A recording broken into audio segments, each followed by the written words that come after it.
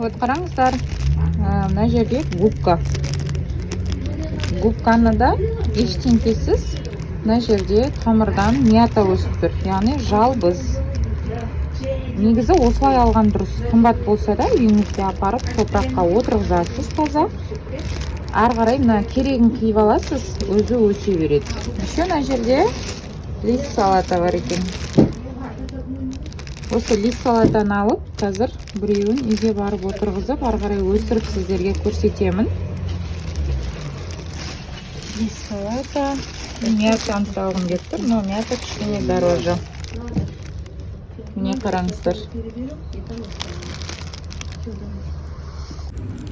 Қараңыздар, тамыр қандай күшті. Тек лист салата алдым. Бірінші рет өсірейін деп тұрмын осындай тамырдан. Егер жолыңызда осындай кезігіп қалған болса, осындай дүние алыңыздар. Шынымен.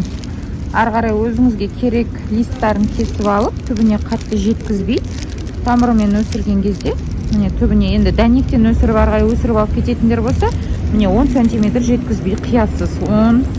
5-6 сантиметрге де астынан тағы да өз жапырақтап шығара береді. Сіздің отырғызған топырағыңыздың құнарлығына байланысты.